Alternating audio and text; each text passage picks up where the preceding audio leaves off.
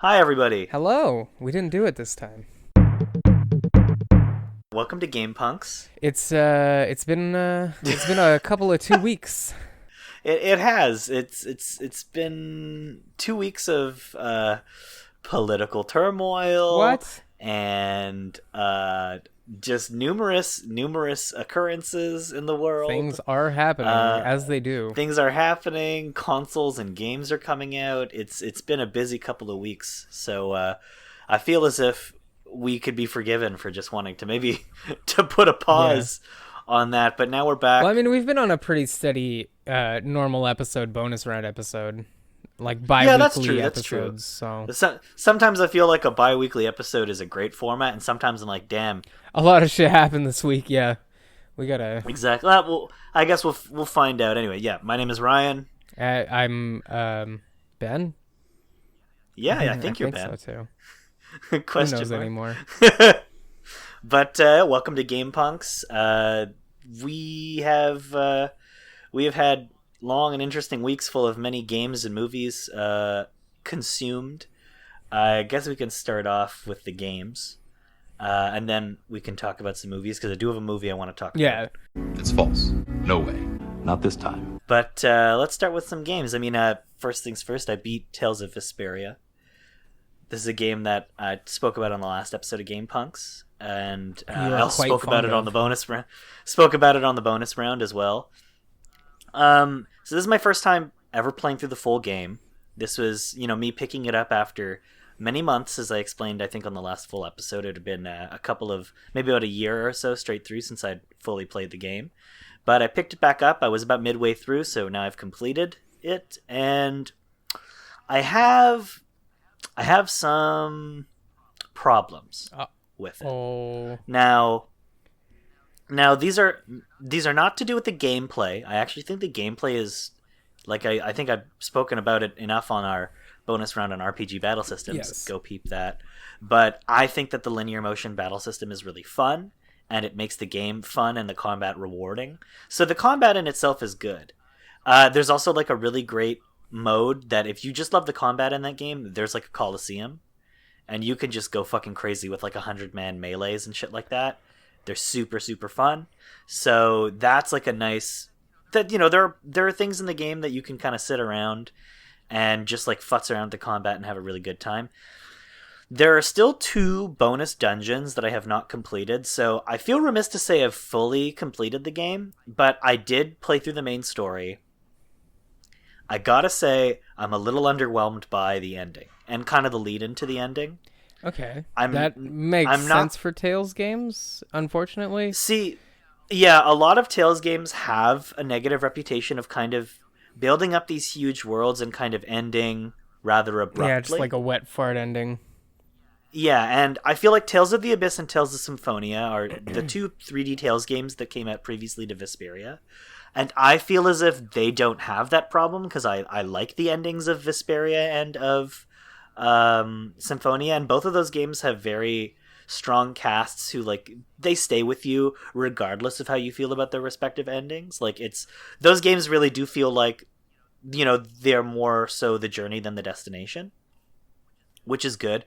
Vesperia, on the other hand, is leading up to this really grand kind of ending sequence, and there's like a, right before you start the third part of the game, like at the end of the second act, there's like a large boss battle that feels like it has like higher personal stakes for the characters than the boss battle at the very end of the actual game itself, and I think that that's a little disappointing. Oh no. I feel like not that the stakes aren't there and that they're not well. No, because it's a good fight. Okay. It's fun fight too. I think it just has to do with how the story feels, Like how it unfolds. how like because I think everything up to the final dungeon feels like you're really gearing up for something special. Then the dungeon itself it's rather big. It's full of kind of different and interesting visual gimmicks, and it's really quite fun. Okay. However, once the final boss fight is over, the game just kind of ends without so much as like without so much as an epilogue. Is it like a cut to black gunshot type ending? Not as bad, but like kind of the same feel where you're just like, really? Yeah, a little bit actually. Yeah. It just kind of it ends on this triumphant note, but it just kind of falls flat. It just kind of ends. Yeah. It doesn't fall flat. It just ends. So yeah, there's a lot of there's like the there's peak, a, there's but a lot no of story payoff. elements that are there's a lot of story elements that are not followed up upon. One of the most notable ones is that there's a succession crisis going on in the primary empire in this world. Okay. And one of the main characters of your party, Estelise, is one of the people who is in line for the crown. So that succession crisis never followed up upon. There's not even like a minor epilogue detailing what the characters in the party are up to, like maybe a year after the events of the ending. Because the status quo of the whole world changes at the ending, because what happens is the whole world throughout this game, Tales of Vesperia, has been relying upon a technology called Blastia. However, now minor spoilers, it is revealed throughout the story that Blastia is in fact harming the world instead of helping it, because of the way that it manipulates the base elements of the world. It's called air, spelled A-E-R. Okay. And so, because the Blastia in the world is siphoning and poisoning the air, a giant creature called the Otaphagos is created, and the Otaphagos is this big eldritch horror that is created from all like the negatively charged air particles, and it's consuming the world. It's like going to destroy the planet you're on, Turca Lumireis. And so, the whole thing at the end is the party fighting its way up through this tower to go and destroy the Otaphagos for good, and to destroy Duke, or to help convince Duke, who is this human who is kind of fed up with other humans and wants to kind of destroy the world from like basically sacrificing all the humans in the world to destroy the Otaphagos. So like Bareth, kind of? A little bit, yeah. And that his whole goal is effectively saving the world by destroying humanity, whereas the party's goal is saving the world by destroying Blastia. Yeah. That was also the antagonist's goal in Pokemon X, I believe, right? Or no, Black, maybe. It's in Pokemon X and Y, Lysandre. Yeah, it's X and Y. That's it. He wants to replenish the world by killing all the basically humans. killing all the humans and sucking out all their souls. Yeah. But so basically you stop Duke, and the Otaphagos is destroyed because all of the Blastia in the world are transformed into spirits, because the Blastia are they're basically generated by these creatures called Entelecheia, and they're basically reverted back to their base forms and transformed into elemental spirits, and all of the elemental spirits combine into this big sword that Yuri, the main character, and Duke used to cleave the Otaphagos in two, destroying it and restoring Turca Lumireis at the expense of eliminating every piece of Blastia technology on the planet, which means that like even the most basic things in this world are controlled by Blastia, like water and stuff like that, like things like plumbing and vehicles and all of this sort of stuff. So humanity has basically given up like the most significant technological advancement in its history. They Y2K'd for the greater basically good. Yeah, exactly. They destroy the most like prominent technology of the planet.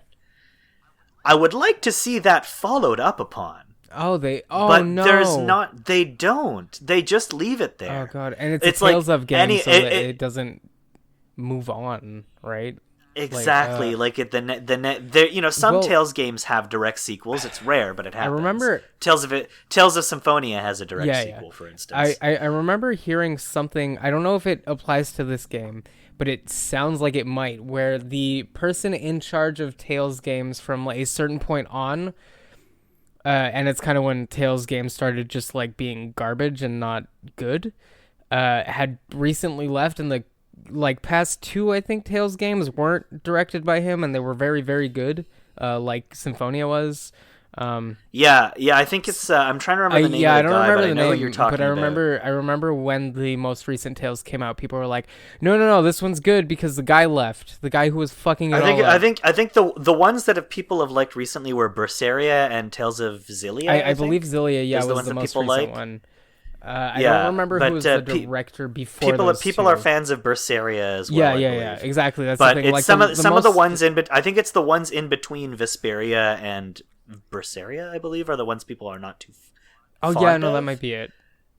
But Vesperia it's only the third 3D Tales game, and it was the first one on the PS3, Xbox 360 era of consoles. Mm-hmm. So there's like a billion Tales games in that era of games after. Tales of Vesperia is the first.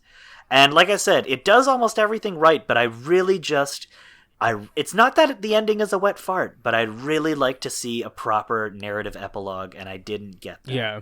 And it's a pity because a lot of other plot points, like some minutia in side quests, get completed in a satisfying manner. Like there's an ongoing plot line involving a character called Patty, who is part of the party, and she's an exclusive character to the definitive edition of the game, which is what I was playing. And her whole narrative is really...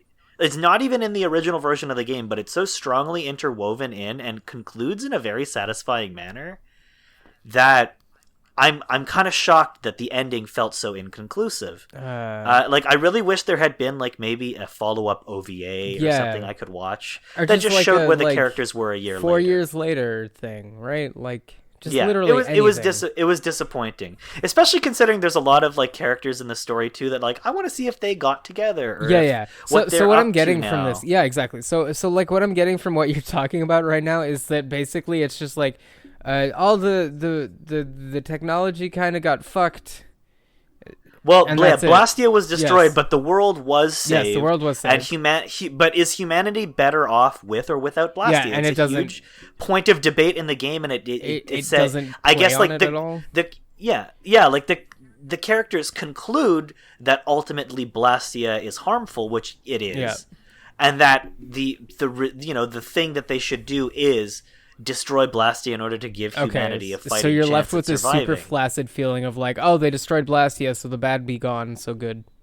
Yeah, so the Autophagos is gone, but now without Blastia, the barriers that were powered by Blastia that prevent most human settlements on Turca Luminaries from being attacked by monsters, are gone. They say the guilds, the hunters guilds and the mercenary guilds and soldiers and knight forces will do the work that the barrier Blastia did, which is it's implied that their over-reliance on Blastia basically bred laziness in these institutions, so that knights became ultimately super corrupt because they were no longer fully necessary.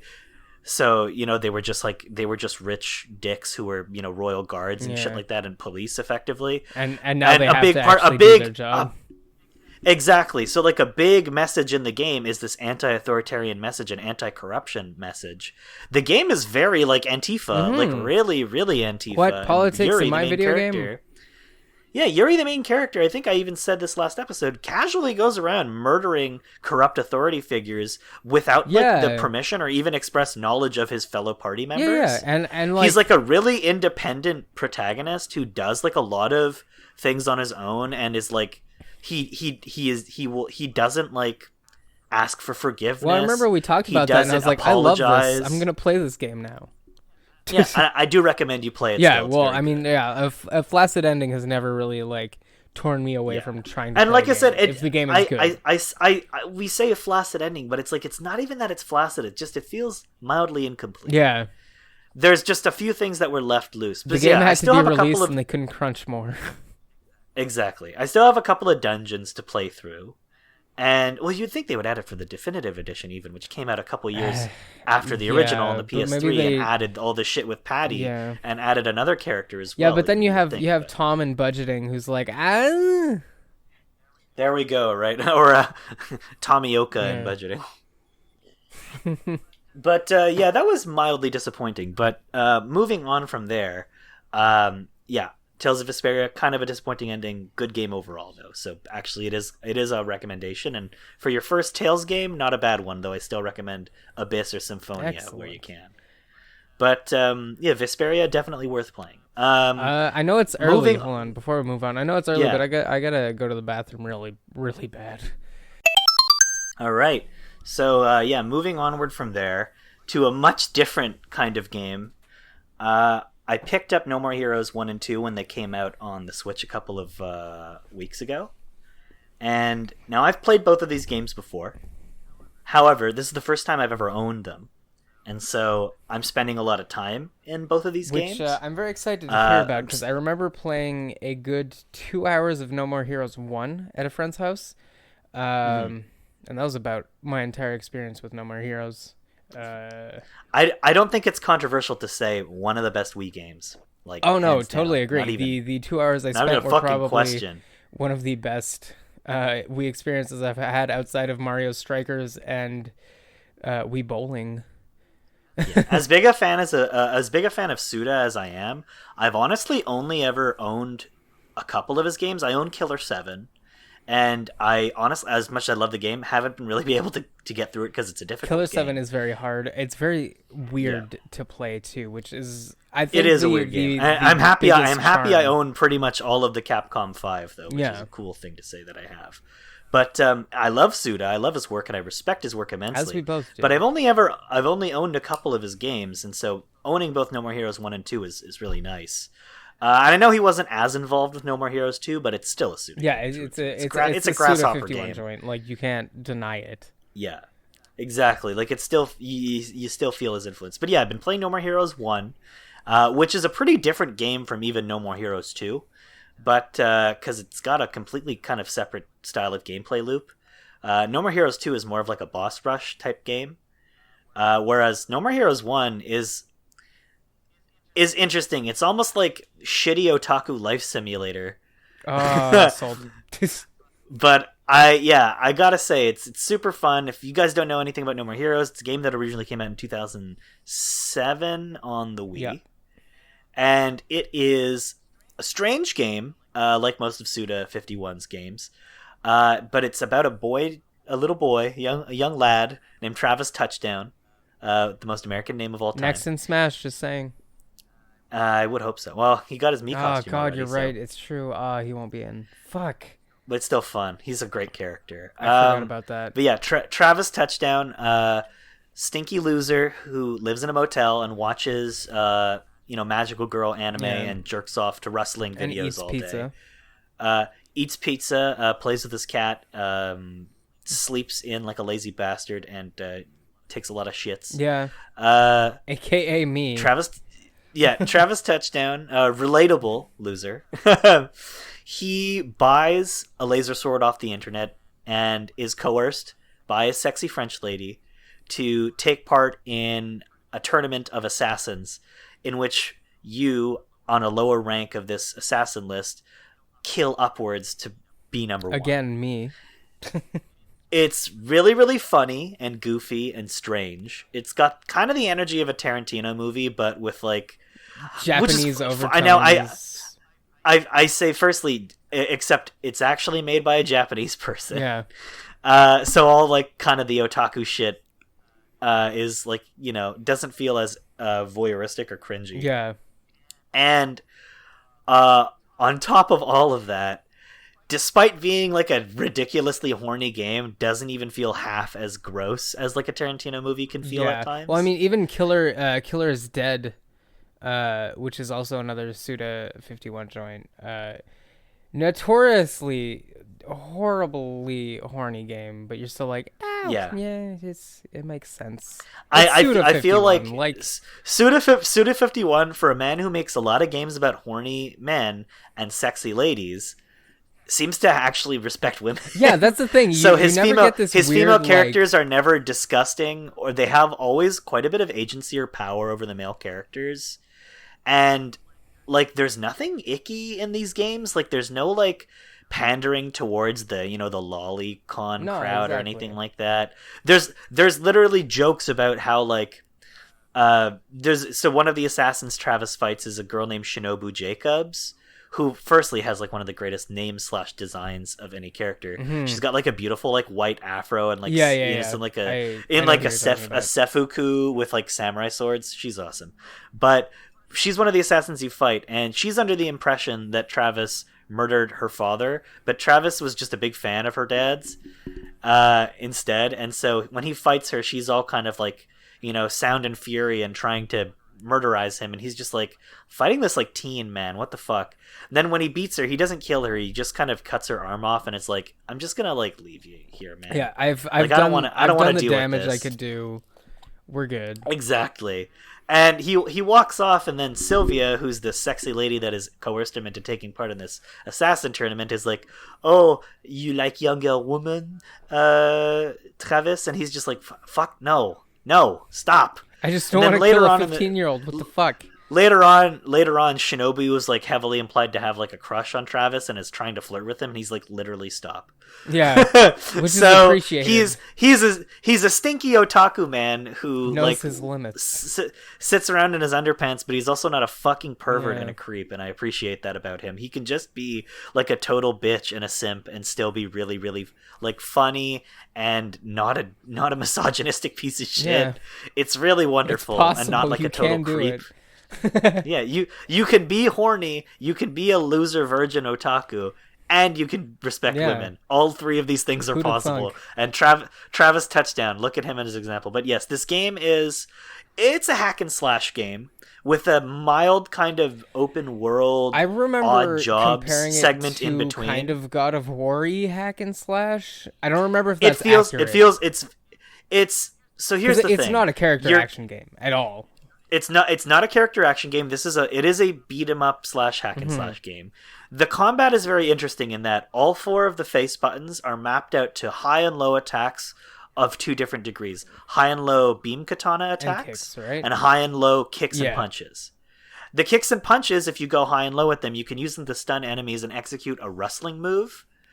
And if you use the sword attacks, you can fucking lob somebody's head off and have a fountain of blood spread of their empty neck hole. Yeah, I remember that. And it's quite the sight. That's the one you want to go for. It is most of the time. It is. Well, the wrestling moves are fun because when you down somebody with a wrestling move, then you can just like flip around your sword and stab them while they're on the ground and go off against all the other people. There's DDTs in this game, right? There are. There's DDTs. Yeah. It's very flashy combat. It's very fun to look at and to execute. And you know, the levels and everything, they have this really cool high contrast, low poly aesthetic that reminds me of like some of my favorite early like PlayStation games, in the way that it uses these like flat polygons with striking colors to make kind of a really interesting aesthetic impression on you. It's a really pretty looking game for a game that came out on 2007 on the Wii, a console not known for its great graphics, but utilizes the graphics capabilities of the Wii to push a stylish game experience as opposed to... Also, I think a very good point for this game is not annoying Wii gameplay, which was my main takeaway when I first played it on the Wii. I was like, this doesn't feel like shit. You don't to play. hack and slash with the Wiimote. Mm-hmm. That's something that a lot of people get the impression that you would do in a game like that because it's a Wii game in which you play as a character holding a sword. Yeah. But this is not Skyward Sword with like one-to-one sword combat, or like Twilight Princess even with like waggle combat. Or even you don't waggle the Wii remote to do fighting in this game. Yeah. Although Red Steel 2 is so fun. That is a great arcade I didn't even know game. Red Steel 2 existed until I think you actually told me about it on a earlier episode of the podcast. But yeah. I was like, and it's what? got a samurai cowboy aesthetic. It's very cool. But yeah, it's like it's a hack and slash game through and through with button commands. And then on the Wii, similarly, it was also a game that you did not waggle the Wii remote around to execute combat in. So it's a really, really neat experience no matter what console you're playing on. Now, its funny thing is that the Wii version of the game is probably still the best way to play it, because there's a lot of unique things that they do with the Wii remote that are not waggling it around. Like, for instance, utilizing the very underappreciated Wii remote speaker as a telephone for segments right before you fight a particular assassin, Which, after moving through their stage, well, I mean, Silent you Hill get a did phone that call too. from. Well, yeah, Shattered Memories Yeah. did that too. That's why I like Shattered Memories. I know, controversial opinion. Yeah. I think We it's. I think disagree. it's good We for a disagree variety here, of but reasons. I can But understand. I think a game that utilizes the technology in an ambitious way is worthy of Yeah, praise. I think there's also a Ring game on the Wii that also uses it.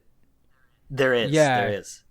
But Anyway, they it's use the beside the microphone on the point. Wii remote as a telephone, and it rings right before you fight a boss, and you talk with Sylvia over the phone.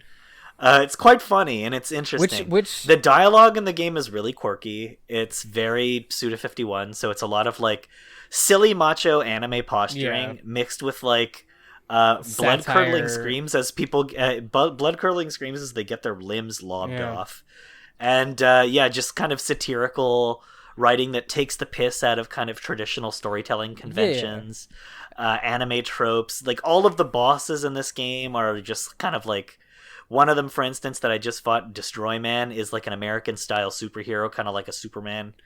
He's like a Superman Captain America looking dude, but he's like a fucking psychopath who just like is utilizing his powers to murder people as an assassin. Yeah. Which is pretty fun. Well, I mean, Suda51 has Shinobu Jacobs, a history of that shit. Oh yeah, I mean, he loves American comics. He loves them. Yeah, he's a huge fan. He's like a massive Spider-Man fan, from what I understand. And he's big into like Spawn and Batman, I think too. He loves. I think he loves like 90s American comics. Yeah, I mean, there's really also the Shadows of the Damned, the Suda51 and Shinji Mikami joint, which is a ridiculous jaunt. If you guys can find that, I believe it's on the PS2. That game is very like Dark Horse Comics circa 1998. It's like if Spawn was a Spanish man. I mean, it is kind of a Spawn type thing, isn't it? It really is. It takes like a lot of inspiration from like those early Image and Dark Horse original comics, like creator. What I took away from it most was like Spawn, obviously, but like he doesn't get a cool suit or anything. He's just a badass who needs to go fight the devil because the devil kidnapped his wife, and he says pendejo every 5 fucking seconds. Well, yeah, because he's a Latin American character in a video game. So he has to say a lot of Spanish swears. Yes, and the only Spanish swears Suda51 and Shinji Mikami knew were pendejo. No, well, that's very funny. It is. But, that is like just a taster of kind of what Suda's style is. So No More Heroes. Killers. I like it. What I like the most about it, however, is as I think I said before, a very satisfying gameplay loop of the game. Because essentially what happens is in between these assassin battles, you go back to the town that you're in, Santa Destroy, which is like this Californian low-poly Southern Californian city. And you just kind of wander around and you do odd jobs to make money so that you can pay off your fee for the next match. In the meantime, you can go and upgrade your beam katana, buy t-shirts and shit for Travis to wear, and do really weird jobs like collecting coconuts, mowing lawns, like picking up garbage off the ground. Just a variety of really goofy, odd jobs that you can do to make a bunch of cash. And all of the cash, like I said, can go towards not just paying towards the next match in the next part of the game, but all kinds of cool little goodies, T-shirts. Videos for Travis to watch, learn new moves, t-shirts and jackets. The t-shirt variety is so cool. I would own and wear any of those shirts. That's what I was about to say. I think a lot of Suda51 shit, especially in No More Heroes, I believe more so than the other games, is just totally revolving around the t-shirt variety. Oh yeah, like punk rock t-shirts and like ripped jean men with belts, and like that's just his aesthetic. This is how he dresses. So he just makes characters that look and dress like him, and have his interest. Like wrestling and anime and punk rock and like British the punk ultimate rock. Self-insert character. He kind of is. I feel like every time he makes like a main character that wears like a t-shirt and sneakers, he's just making him. Especially if they're like talking about how much they like wrestling or something.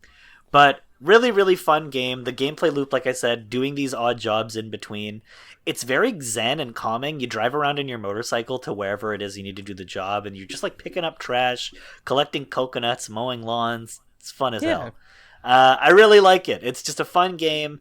They're both very cheap on the eShop if you want to go and grab them. on the Switch. But very, very fun games. And you should, so the that best Pseudo51 can make the should. next game for the... I mean, he's already made No More Heroes 3. And we're just waiting for that to come out, which is super cool. it went gold, so, I believe, right? It's already gone gold. I think in pre-orders, it did. Which is crazy to think. But it looks like it's going to be super fun. And I had a really great time playing it, and I'm still playing through it and enjoying myself. 2 more things I want to talk about. I'm going to try and burn through them quickly because I'm still pretty early on into them. But first game that I bought this week that I really liked was called Bug Fables and the Everlasting Sapling. This game has been out for a year. It's been out on Steam for a year, I should say. It only just recently came out on consoles like the PS3, or not PS3, PS4, Xbox One, and Switch. Real quick before you talk about it, is it the game where you are a child shrunken down and you're playing in the field and you have to, like, a crafting game? No, it is not. Different game. Never mind. Bug Fables and the Everlasting Sapling is Paper Mario. Oh. It's Paper Mario down to the tiniest, most minute visual and gameplay detail. It is Paper Mario and the Thousand Year Door. It's Paper Mario except for the fact that it's not the IP of Mario.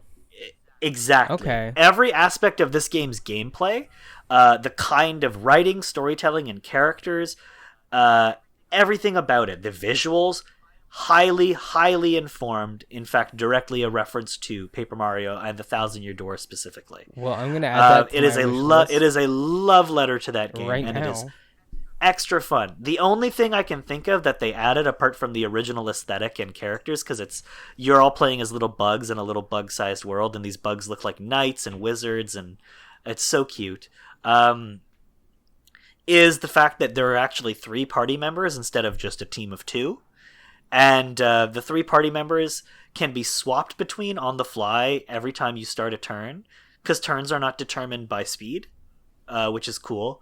They're in fact actually just determined by like who has the ability to act versus not, because there's a system in this game where you can essentially allocate one character's turn to another character to give them 2 turns, which is helpful in battles in this game, because in Paper Mario and other games like Bug Fables that reference it, the gimmick in the combat a lot of the time is that there is an enemy that can only be harmed unilaterally if you first kind of knock it out of the sky or flip it over on its back. So say in Paper Mario, for instance, it's Koopas who you have to knock them over on their stomach, or the flying so that Koopas that you have to knock out of the sky and then knocked out of the sky.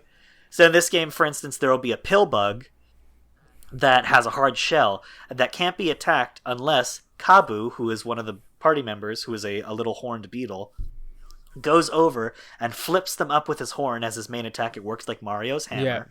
Flips the beetle over on their back so that you can then attack their little squishy underneath. The squishy bits. And exactly. And likewise, there are flying characters like midges who are flying in the sky, and you have to hit them with the boomerang that your character Vi, who is a little bumblebee, has to knock them out. And then you can hit them with Kabu, because Kabu can't hit enemies that are in the air because he doesn't have a jump. Vi is the one who can attack at long range. So it's a really, really fun game. I'm enjoying the hell out of it so far. I just added it to my wish list on Steam. So it's cute. It's goofy. They just did a big 1.1 update because it was the 1-year anniversary of the game. Nice. Including new quests and a bunch of cool little goodies. So and it was a free update, of course. So really, really, really great game. Bug Fables and the Everlasting Sapling. I couldn't recommend it enough. It is like hitting me right in the Paper Mario and the Thousand Year Door sweet spot, and that is one of my favorite games of all time. So I'm having such a great time with it. And then the next game that I bought, and I call this a self-care purchase because I was kind of disappointed with the ending of Tales of Vesperia, and I was like, I need to just play an RPG that I know what I'm getting into and I know what to expect fully in, and that I know I won't be dissatisfied because I know it's just very fundamentally straightforward. I picked up Digimon Story Cyber Sleuth. This is the first Digimon game I have ever owned.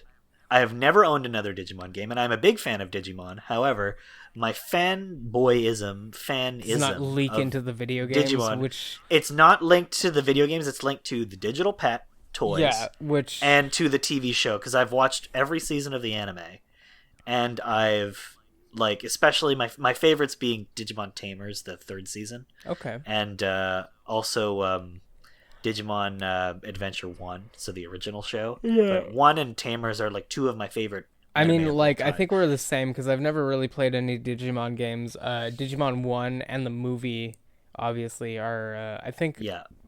the biggest backing I have in my Digimon knowledge.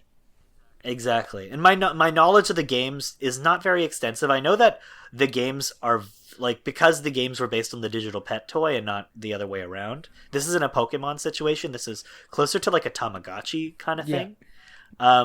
The games come in a variety of different kinds. Like there are battle arena games and there are like one-on-one fighters. Yeah, there's fighting games, And which there I'm are familiar RPGs. with, but I haven't played, which is unfortunate, but I would like to.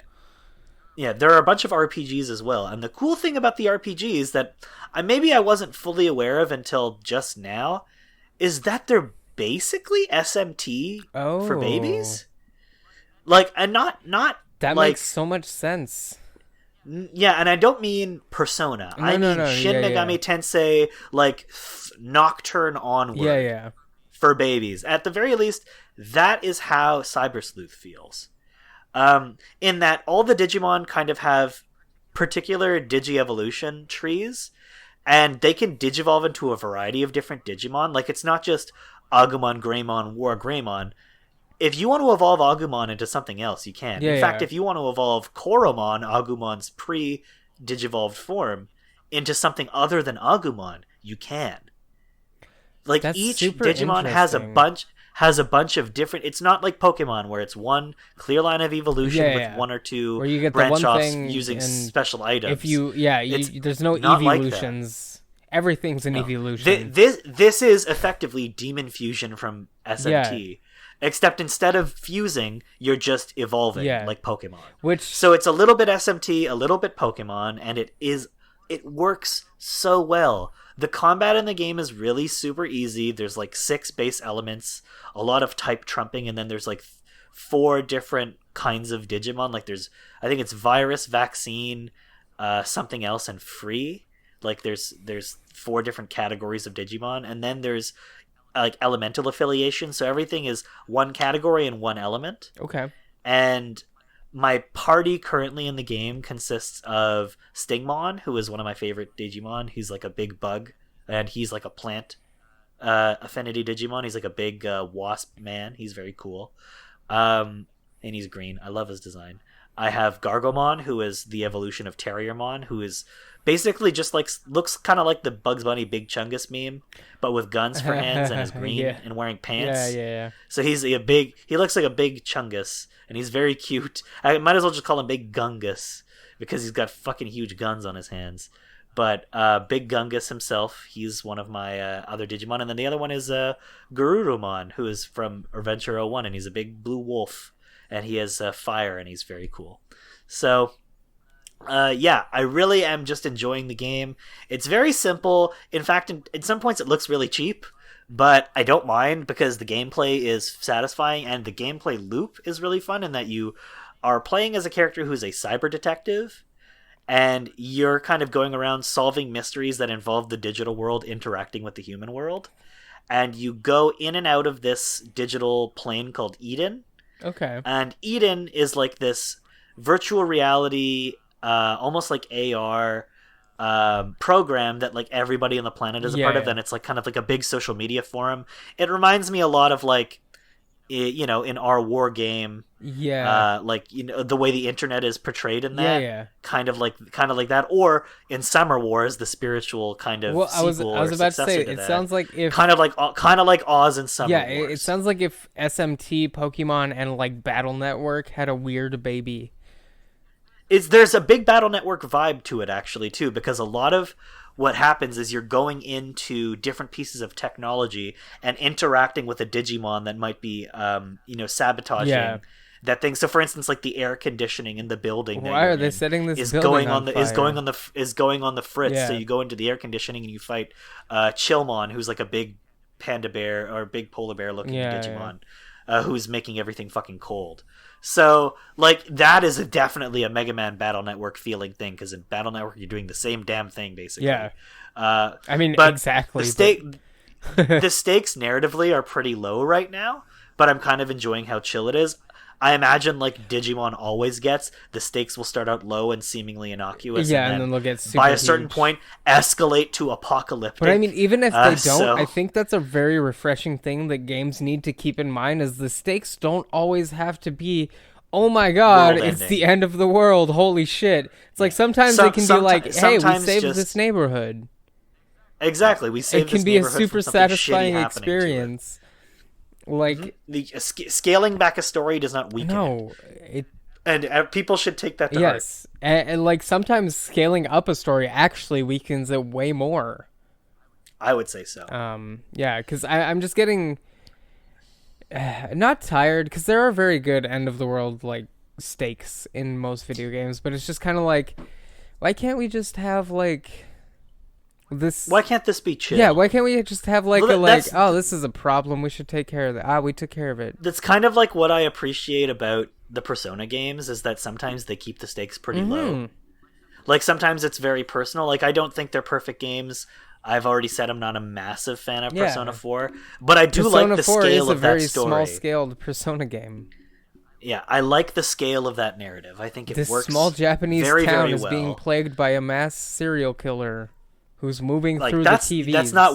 that's not world-ending stakes. No. That's just something that is directly and affecting. I think characters that's why I in the like story. Persona 4 so much.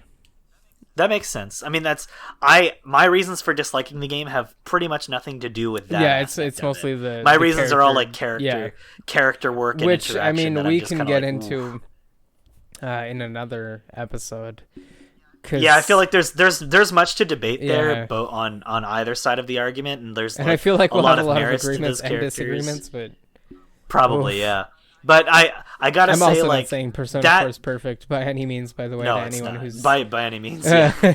Especially if you played it after the original game, like the flaws become so much more apparent in like the Golden and all of its remakes and ports. They keep adding shit to the story and padding it out and like making it worse. like they make it better, but they also make it's weird. It's so weird.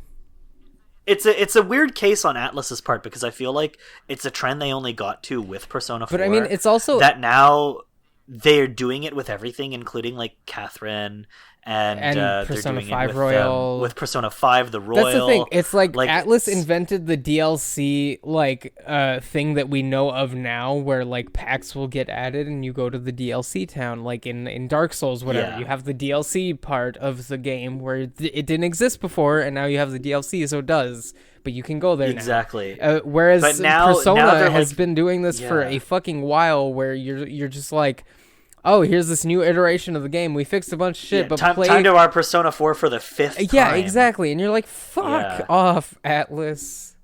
I feel like when they do that, they always scale the story larger and larger, and that's something that I hate about Persona 4, like the Golden, is how like the additional characters ruin the tone of that story. Well, I mean, so even thoroughly. in Persona 5 was already a 100-hour plus RPG game, and you're adding shit to it, and you're also making it so that people can't port their saves over and just do the additional shit. You have to play through the whole it's game really bad. again, and it's a full price game. It's ridiculous. It doesn't make sense. It is ridiculous. And whoever, like, whatever dinosaur is in charge at Atlas Sega, like, holy shit. Agate suck on this, like, please just fucking stop. And like, listen to us. People have been begging for add all the shit that you want to put in Persona 6 the whatever into fucking regular just make it a vanilla-ass Persona DLC. 6. Just make, at worst, make it a fucking DLC. But like, the thing with Persona 4 Golden coming to Steam is like, Sega and Atlus are both like, oh wow, these ports of these games are actually making us so much money. It's like, yeah, like we told you they would. The things that the fans have been screaming for literally years actually made you money. Imagine that.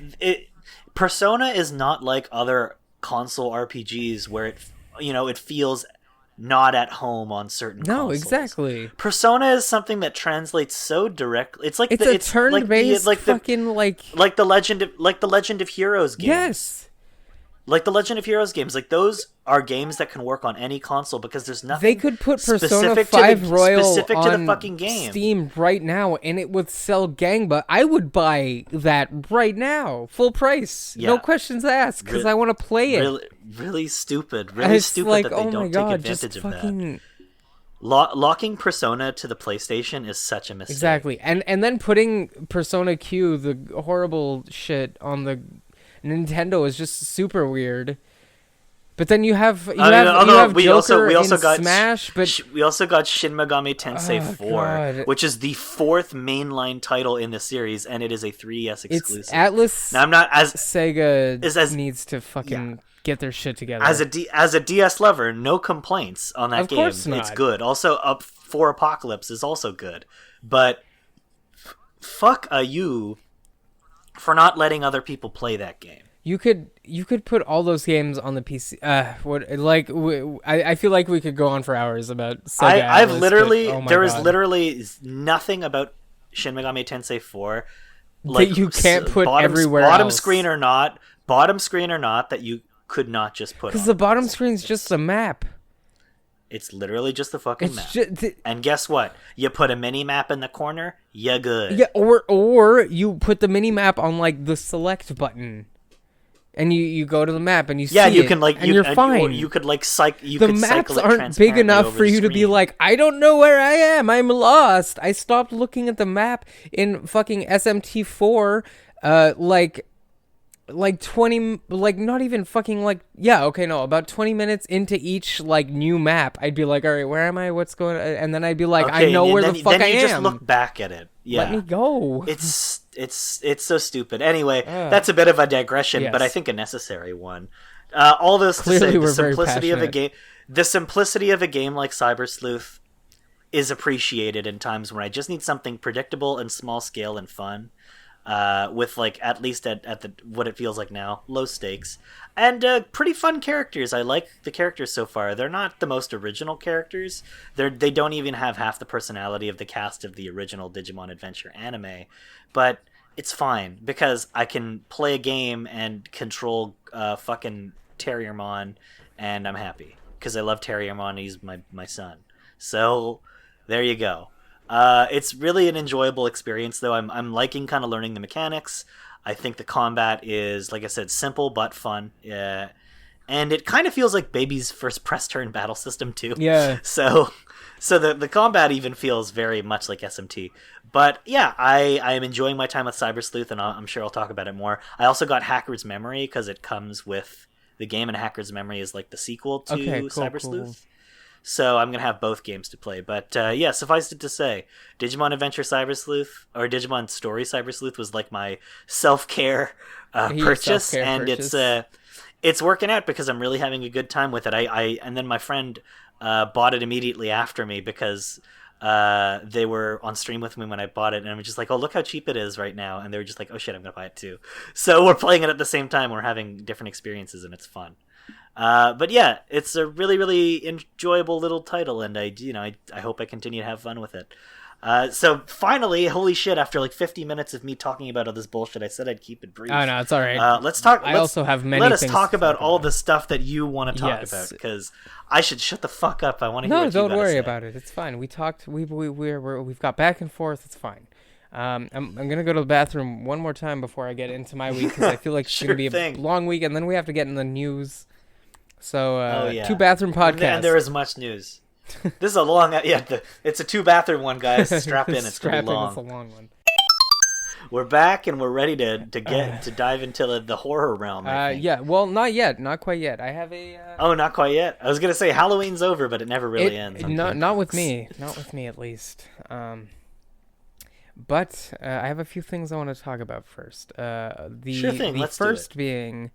that over the past 2 weeks since our last normal episode, Guilty Gear Accent Core, Guilty Gear XX Accent Core Plus R got a netcode update. Jesus, if that is not the most... It's the most Guilty Gear thing. Damn, Guilty Gear ass name. It's the most Guilty Gear ass name, and it's the most Guilty Gear ass fighting game. It's fighting games. What is fighting games personified? Fucking hell. It's Guilty Gear XX Accent Core Plus R. Christ almighty. But yes, got a netcode update, and I played with a friend who lives kind of West Coast-ish U.S., and Okay. as you know, we are Northeast Coastist. Yeah, we are in the Northeast for Yes. sure, so it's very different time It's very zones. different time zones. We played because we always play. I usually when I play with that group of friends, I'm usually hitting the bed at like 4 a.m. Because we'll go for way longer than we should. We'll start around 8, but Smells so bad. pumpkin smells bad. Yeah. My cat smells bad apparently. Oh boy. Anyway, yes, we were like, oh, plus R got netcode. We'll all get plus R. I played with my friend, and I don't think I felt netcode as good as this since like Skullgirls. And there's a reason for that, and we'll get into that in a second. But for now, I kind of want to talk about the good part of it, where that like, holy shit, you can go back and put like netcode in old ass games. Like this game's like what, 15 years old, something like that. And then it just the online play is better. It's better than Power Rangers. That's insane. Which, yeah, is insane, right? Also, I gotta say, I like a Guilty Gear game with really really good netcode. Sounds very nice. Literally 0 frames of delay. That's crazy. That's insane. And it felt like there was a couple of matches where sometimes it would dip, but that was either my ISP or her ISP fucking up, right? Like it's not a net perfect. So, like it'll never be always 100% perfect, but for the most part, every God. match that we did felt amazing. And that game, I think, en general, feels fucking just goddamn perfect. But having 0 frames of delay, it was like, we're playing next to each other right now. Oh, lag is... All right, no, it's back. Fine, fuck it. Who cares?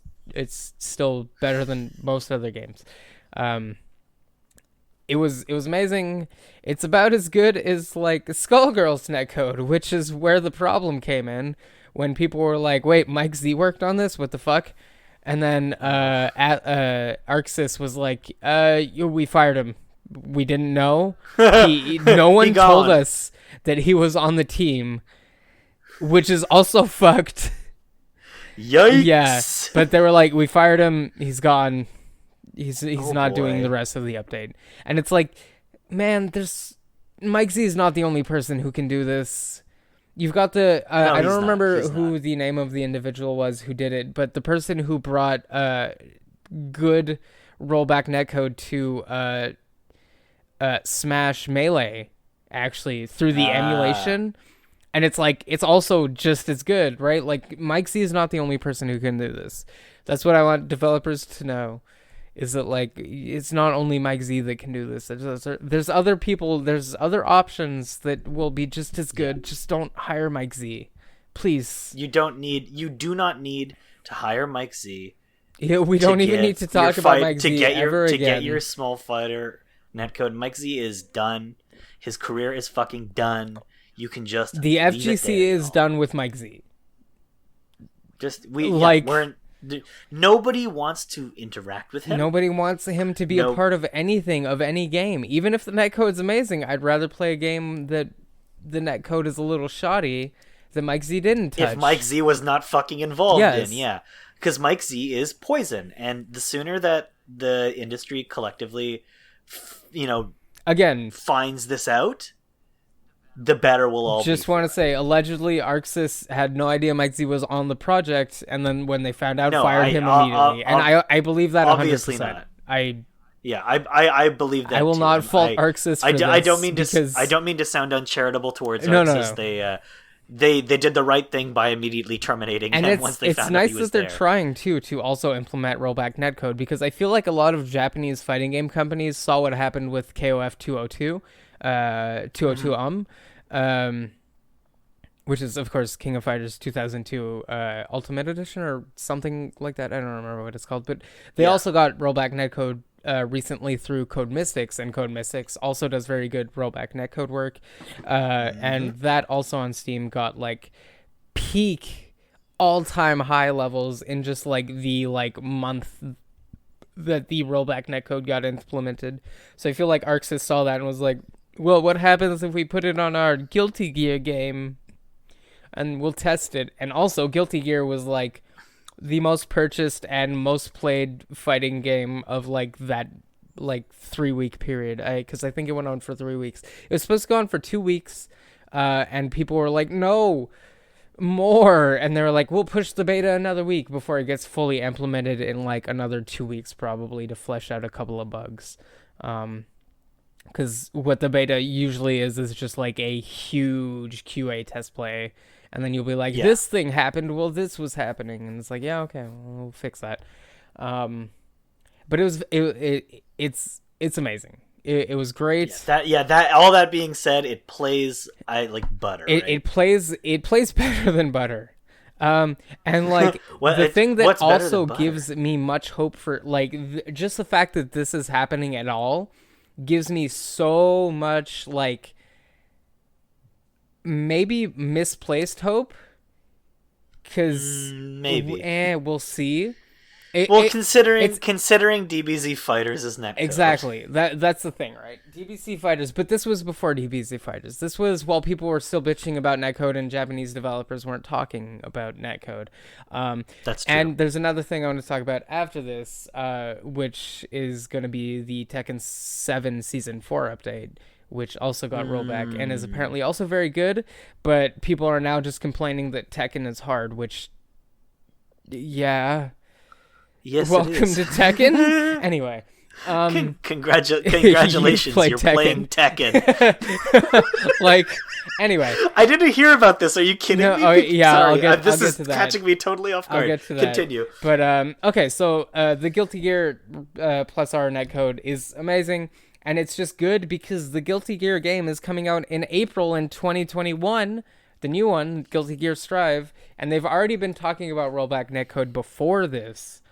But I feel like this is just kind of the test netcode that they will be putting in Strive. And if this is the test netcode they're putting in Strive, this game is going to kill Street Fighter 5. 6 might be okay because Ono's gone, and I don't remember if we talked about that or not, but we did, yes. And it's anyway for Ono's gone, people but to remember totally for good. The reason that Street Fighter 5's netcode is poo poo caca garbage. I mean, the reason Street Fighter 5 in its entirety is poo poo caca garbage. Is poo poo caca garbage. I mean, even the reason that MVCI, which should have been the game that saved Capcom Fighting Division, was poo poo caca garbage, was because of Ono. But I mean, Ono and Disney probably. I feel like there's a lot of you know what though? There's a lot of people who want to blame Disney, but guess what? Disney has been like putting in the effort even as early on as that period. No. To have those characters and other things. I don't think it's fully Disney. No. Disney. I feel like the timing on MVCI was bad because Disney was actively shutting down a bunch of shit that Marvel actually wanted to do. We can talk about this in another. We can do like an MVC episode or something, but we will do an MVC episode. I know for a fact that like MVCI was coming out during a time where Disney was actually just being kind of shits, and they were cracking down on Fantastic Four and X-Men also. Not as much on the X-Men, but close. Yeah. Because there were still X comics happening, there was no Fantastic Four comics. No. Well, they were cracking down on on Fantastic Four super hard, but also inside sources have definitely confirmed that the reason there was no anything X-Men in MVCI was also because Disney was too which is focused fucking nuts on that there's an MVC game without Wolverine is crazy. Yeah, no, like anyway.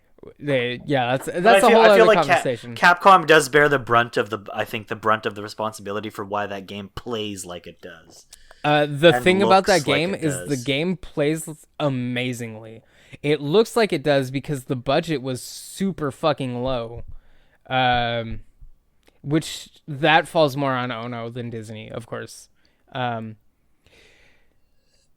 do an MVCI episode. Because I've we'll do I think we'll do an episode on MVC in general because there's a lot to talk about. Yeah, especially since Killmonger. And we can have the great MVC3 debate. The great MVC3 debate is coming. Oh boy, yeah, with the one where the GamePunx disband. That'd be a fun episode. Actually, we will do an MVC one at one point. But we should bring the GameCube boys on that episode just to have them be like, "What's going on?" To moderate. What's happening? But suffice it to say, that game is probably gonna fucking murderize Street Fighter V. Street Fighter V has been making a lot of good steps, especially since Ono has been knocked out of position. But let's be honest, they were kind of dead in the water before that. No, for sure. Street Fighter V was kind of five dead. 6, we don't know yet. Well, I mean, 5 with the final updates that are coming, I have hopes for with their next characters. If the next characters are super fun, 6 is gonna be like, I'm sold. But Strive is definitely my main focal point right now, where I'm focusing on Strive, I'm focusing on Guilty Gear characters, and I'm focusing on Guilty Gear gameplay. And if this is a beta test for the netcode they want to put in Strive, I'm very, very excited for Strive. Even if the lobby system is as weird and shitty as it seems like it's going to be, which is up for debate, because it's going to be a tower system and not necessarily a ranking system, which is going to be fucky once the game is a couple of months out and not a bunch of people are playing it, but more higher level players are playing it. And if you're in the lower tier of the tower, you're going to be facing maybe 4 people, right? Because they don't want a rank system. It's gonna be weird if they're gonna do it how they're doing it now, unless they properly reset it for every season or something. This is some of the decisions they're making. I'm still kind of like, I hope this works. But we'll see. But ultimately, it remains to be seen. Yeah, it remains to be seen. It could still be fine. I'm skeptically optimistic about Guilty Gear Strive. But again, if this is the netcode they're testing for Strive, I'm very, very happy with how the online play will be. Everything else about the game is going to be kind of eh. I have no problems with the UI. Guilty Gear needs good online. It needs it. It does. It needs it so that more people can enjoy the game together. Every fighting game needs good online. Is especially important now during the pandemic when you can't go out and do You can't go to locals, which is fucky because this was the first year that I was like, I'm going to go to locals. I'm going to play competitive. Oh, COVID. Okay, Oops. Well, I'll play Street Fighter V. Oh, no. All right, well, Dragon Ball FighterZ is a good game. Oh no! Power Rangers Battle for the Grid, thank God. Power Rangers Battle for the Grid. Wow, how is this netcode better than those other games? Yeah. Where's the excuse? What is happening? But okay. I guess I know you want to talk about Under Night in Birth. Yes. But I am still very curious as to what is going on in the Tekken community. Okay, yes. I am confused and I am laughing. I was going to segue into the Tekken thing before the in-birth thing, because the in-birth thing is just kind of I played with a couple of friends. It's still a very good fighting game. The netcode also needs work in in-birth. Shocker. Anyway, Tekken recently announced a Season 4 patch, and that included a rollback netcode update, which people have been screaming for since for a very long since time. Tekken 7 came out. And Harada's excuse was always like, rollback netcode works different for different games. Tekken's a 3D game, so it takes different code into account. It's different resources are needed, and it's like I don't believe you, but maybe. It's a plausible excuse. Yeah, it's a plausible excuse. But it still feels like an excuse nonetheless. Exactly, because you're like, okay, I understand, yes, maybe, but shouldn't your game work? Yes, exactly. Yes, okay, exactly. Maybe the game takes a couple more, because it is a 3D game, and 3D is, even in fighting games, harder to work with. Even peer-to-peer, playing next to someone, couch co-op, is harder to read. Because there's sidestepping. It is a different language and in gameplay altogether. Yes. And because the addition of a third dimension, depending on how the game utilizes the third dimension, completely shifts the dynamic of combat. Which, like, again, that's it. It's like, you're like, that's a fair argument, but your game should work online if it has online play. Your fighting game that is touted as having online play should, in fact, be able to be played online.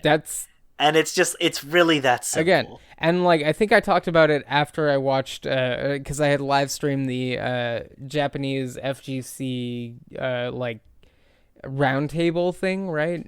We talked about it a bit, where I was like, the only thing that was super concerning was no one per se mentioned rollback netcode. Tekken had a trailer where they were like, online improvements, but that doesn't really. You're not saying rollback netcode. No one said rollback netcode. SNK guys didn't even talk about KOF 15, which everyone was very sad about, including myself, because I want a game where I can play King. Also, just I want to play a new KOF. Yeah, I want to play a new KOF game. I want to get my ass beat and be like, oh, this is why I don't play KOF games. I want to play KOF game and see Leona and just be like, yeah, wife. Yeah. Wife or King or Leona Heidern is my what's wife. Her name? Who? The girl that Giovanna is kind of based off of. Blue. Whatever. I don't remember. Blue hair? No, it's whatever. It's gone. But whatever. The round table, no one talked about fucking rollback, especially not Street Fighter. Exactly. And now you've got Tekken 7 Season 4 that just straight up put in the trailer, they're like, new rollback netcode improvements. And apparently you can feel it. It's amazing. It's very good. That's good. That's amazing. However, now some certain players are now claiming that it is too hard. Yes, because some people are like, "Oh, Tekken's got rollback netcode, amazing," and then this game got fixed. It's suddenly more difficult. They get in and they're like, "Oh god, intended. Tekken is hard to learn," and it's like, "Yeah, yes, fucking welcome Tekken. to fucking Tekken." That's why I bodied. You're finally playing Tekken. Enjoy. That's why I bodied that entire family last New Year's with like a 37 round win streak. Is because they were like, we know fighting game, and I was like, do you know Tekken 2 though? Because I know Tekken 2. It's all I know about Tekken. It's Tekken 2. But I beat the at shit the very out of same them. time, it is fundamentally so different from any other fighting game. No, exactly. Tekken games have never been easy. No, it's There's like never been a time in the history of the Tekken series in which a Tekken game was easy. It's like saying Virtua just how it Fighter is an easy fighting game. It's not, because Virtua Fighter paved the way for what Tekken is now, because Virtua Fighter was the first 3D fighting game, and Tekken is basically the spiritual sequel to it, made by the same guy at a different company. Yeah, and we're still waiting for Virtua Fighter 6, but whatever we can tell you, then we'll see. We'll see. Some things Sega, are just never Sega, happening. please. Let's be real. Well, they did the tease, right? They did the thing. They did the Virtua Fighter. Even if it's just like a Virtua Fighter 5 remake, I'll be happy. But anyway, that wouldn't be that bad. Virtua Fighter also kind of easy basics, but like skill level ceiling to the top. Yeah, just fucking low. It is a low entry floor. Yes, but the second that you get into the game, the potential to the mechanics are just insanity. They're hyper complex. Like the skill ceiling, like you said, pretty much limitless. I mean, like you can. And the same thing goes for Tekken. Yeah, you can watch any Tekken 7 like grand final match thing and just be like, oh my god, like there's FADC cancels into fucking like a bunch of shit, just never ending combos where you're like, yeah, oh man. And you can see the other person sometimes like not mashing a button and then touching one button and then being like, you're dead. You touch it, you touched a button, you're fucked. And like even Power Rangers is kind of the same way, where if like you're playing against someone who knows what they're doing, it's like you touched a button, you're done. No, sorry. You're out. Sorry. Don't put a button out. Just don't. Yep. Anyway, fighting games. Yeah, that's how it be. Yeah. But yes, it has been an interesting fighting game kind of community news last couple weeks. But yeah, let's hear about Under Night in Birth because I want to hear more. Okay, about this. yeah. Well, I mean, I all I wanted to talk about Under Night in Birth really was that I played a couple of more matches recently with some friends, same friends that I played Plus R with. And the Under Night in Birth is a good game. It's super fun. Honestly, probably one of the most accessible 2D fighting games in existence. I think I talked about this last time when I talked about In Birth, but like the tutorial is like so in depth. It just takes you through everything you need to know. It's not one of those fighting games where it's like, all right, this is how you block, this is how you jump, this is how you attack, this is easy bread and butter combo for your character or whatever. It's like, oh no, this is the Vorpal system, this is what happens if your enemy has Vorpal, this is what you can do as this character in Vorpal, this is how you break your enemy's Vorpal while they're in Vorpal, and you're like, oh my god, what? And it seems super overwhelming, but it's all super well broken down. It's just the layers of depth that this fighting game has is amazing. I would say that the rollback netcode is pretty good. Again, I was playing with the same friends that we played Plus R with. There are some hiccups where you're like, I can feel the frames went a little over like 2 right there. We probably hit 10 and it doesn't feel great. I know that I was blocking, but whatever. You just kind of deal with it because of the situation. But Under Night is definitely, if you're trying to get into fighting games, a game you should check out. On top of you can't really go wrong with something that really helps you get acclimated to its systems and like that's another thing I like about Battle for the Grid 2 is like Battle for the Grid 2 is another game kind of not on the level of Tekken, but kind of the same level of Tekken where you're just kind of like, you've got auto combos that work. You can do them, but once you start figuring out loops, you just start bodying people online, and you're like just skyrocketing through ranks or being bodied in ranks, depending on your skill level. And like, I feel like the best thing for fighting games, honestly, if you want to play fighting games, is play other fighting games and bring skills over from those other fighting games that you've learned. Like, I've played a lot of Marvel games, right? So hopping into Battle for the Grid, I kind of just immediately get it.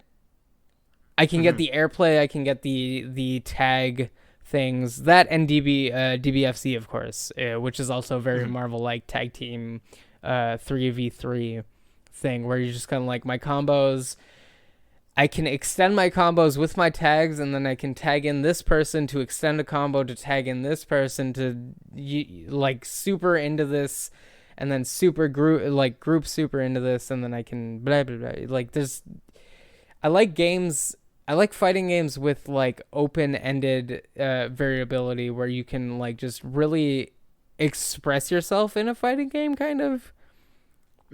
Where like if you play against the same people a lot, you'll start seeing the same patterns that they do. And you're like, all right, you do this all the time.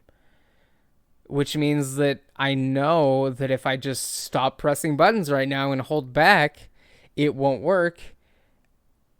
And if you hit me with this, you're unsafe on block on this move, which means I can hit out a jab and then get you into my loop. So it starts being fun with that, where like, you can play with friends and be like being bodied into a wall over and over and over again, and then you just stop hitting buttons and you just hold back, and you're like, oh, suddenly I'm blocking and nothing's happening.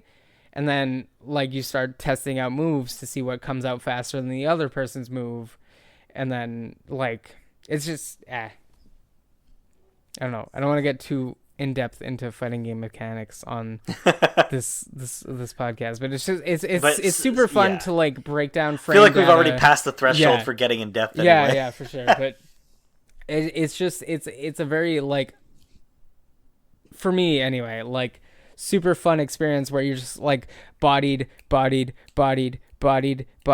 Ooh, I did 50% that match. Ooh, I did 55% that match. All right, I'm starting to get it. Oh, I beat. It kind of sounds like Power Yeah, Rangers. where you're like, oh, I beat one round that match. That's cool. And you then get high on your own win streak for a couple of minutes, and then you're like, oh shit. It's not even a win streak. It's just like, oh, I did more damage that round. I just did more damage. That's it. Okay, so like now I know. I really do deeply appreciate a fighter that just lets the player learn the system in an organic fashion. Yeah. And like, it's good design. That's good game design. That's honestly most fighters if the fighting game plays good online. Whereas if you have something like Dragon Ball FighterZ where it's like this match is 0 frames delay. Okay, perfect. 0 frames delay. I know that. This is what I'm playing while I'm playing against a CPU. This is what I'm playing when I'm playing against my friend who's beside me on the couch. I can deal with this. Then you have a match that is 5 frames delay. Little weird. Not too hard to deal with.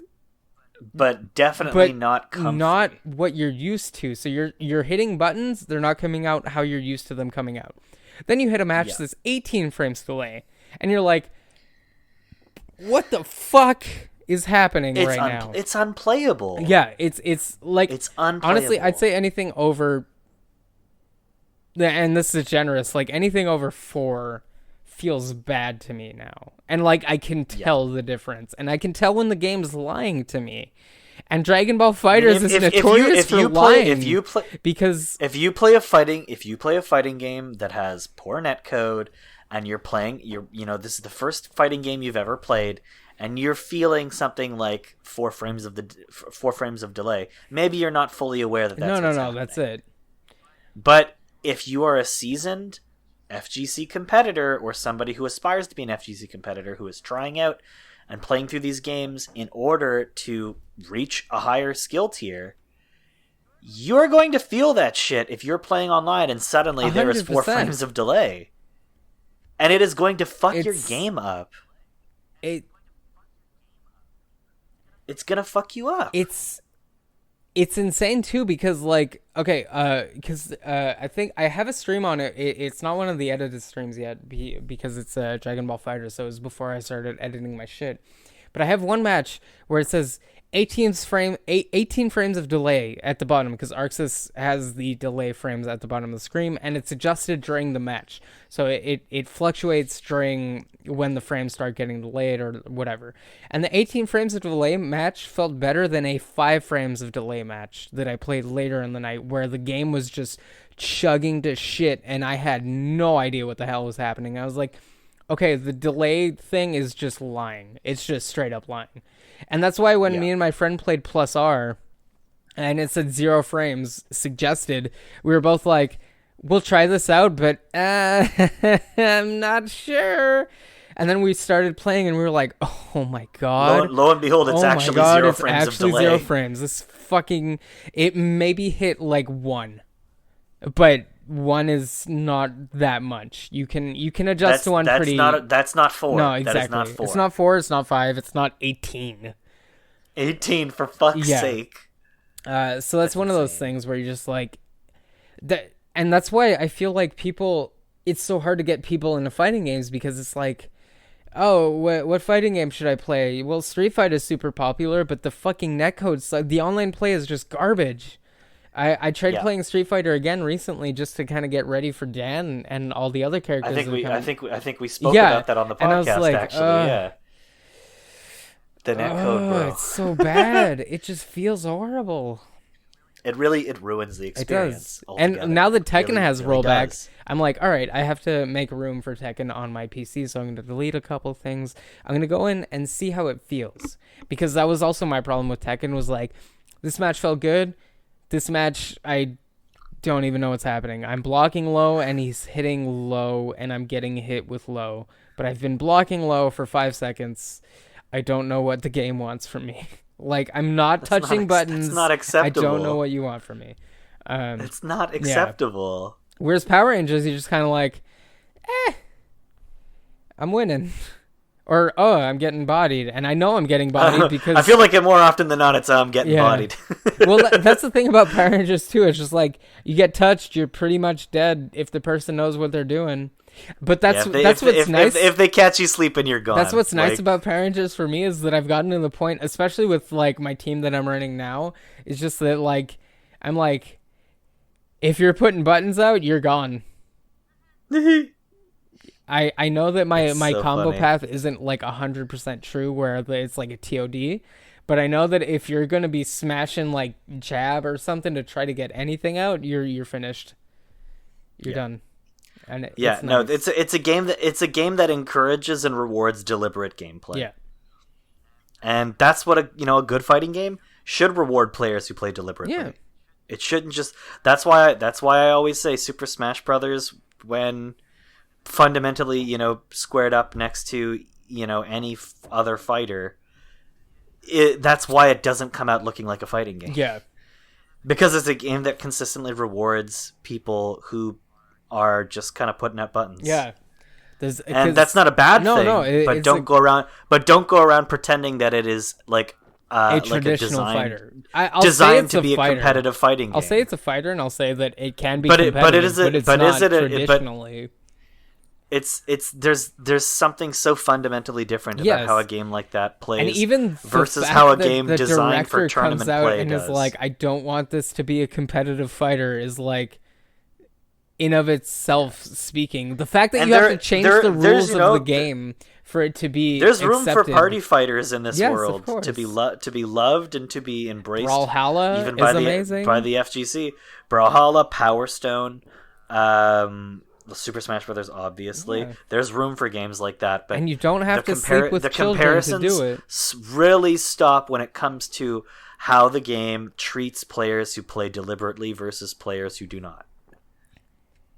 Because if somebody who is a seasoned Smash player could potentially get their ass handed to them by somebody who's maybe not a competitive player, then the game is not a competitive fighter.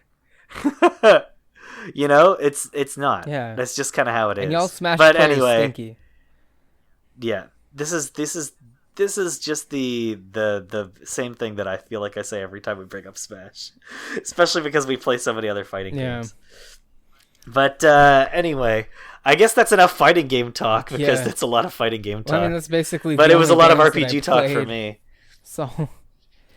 What about Blood Moon Curse of the Stained? Oh yeah, Blood Moon, Bloodstained Cursed of. Oh no, that's the real title. Hold on. Bloodstained Curse of the Moon is the real title. Stained Blood, yes. Cursed of the.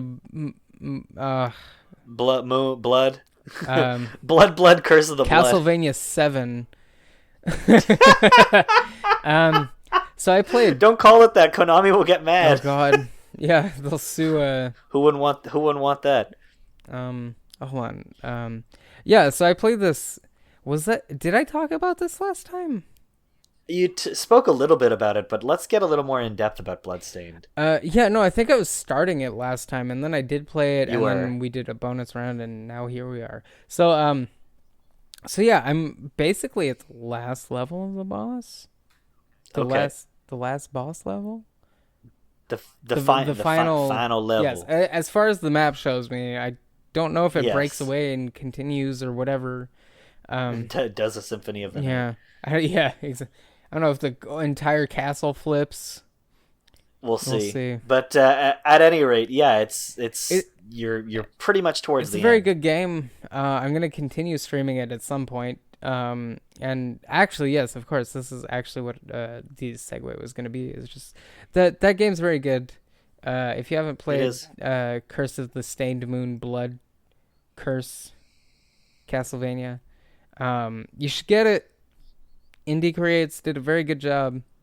And I mean, Indie Creates, they are more than just Mighty Number 9. They are. You cannot base them off of one game. That really and truly, that is a concept joint through and through. Oh yes, Inafune ruined Capcom, and then he ruined Mighty Number 9, and then he's just kind of been quiet. Still waiting for my 3DS copy of Mighty Number 9. What about my Red Ash? Oh wait, Where's the anime? Didn't that actually come out? I'm pretty sure it did. No, I don't think I'm pretty it sure did. the Red Ash anime came out. I don't. No, the Mighty Number 9 anime though. Let's see. Oh, the Mighty Number 9 anime. Yeah, there was supposed to be a Mighty Number 9 one, I believe. I think they hit the stretch goal. Anyway, whatever. Mighty Number 9 was a shit show. Bloodstained Curse of the Moon. I did it. Was very good. Well, I mean, it is very good. I don't know if it'll finish good. Because the Red Ash anime did come out. Yeah, it did. It's because Studio 4C was working on it, not Inafune. Yeah. Dumb fuck. And they had proper funding. That's why you don't put your faith in idea men, because they are idea men first and foremost, and what they want to do is sell you something that you don't need. Which is why Ono got fired from Capcom. Oops. Capcom is learning the hard way that maybe relying overwhelmingly on like idea pitchmen instead of game designers leading their projects is a bad idea. Maybe you don't need an HR person. Ruins your brands. Yeah, maybe you don't need an HR person in charge of your fighting games, because I'm still waiting on Darkstalkers is not dead. It's just like oh no, where's Darkstalker? Oh, he's gone. Oh, I guess. Sorry, I thought. You liked Darkstalker. I did. Bye. That's the one with. Bye, Darkstalkers. That's the one with Lilith. Who? My you wife. mean Morrigan? No, I meant Lilith. No. Those you mean fucking Queen Bee? bastards. No.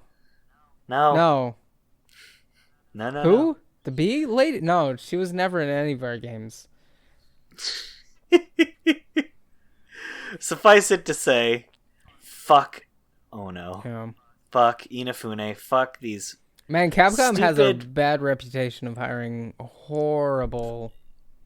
Yeah, horrible project leads and pitchmen, and if your guy is only good as if your guy's only good as an EP, then he's not actually good. Yeah. To be fair, that's why the thing. That's why the Igarashi Castlevania games are all. We talked good about it when we up talked to the about very Ono end. getting fired, but Ono did bring back Street Fighter with Street Fighter 4, and Street Fighter 4 was great. I'll give him that. Street Fighter 5 is not. No, so he made it if to you're esports. if 50% of your legacy is 4 and 50% is 5, what are we going to focus on? We're going to Let's be focus on honest here. 5.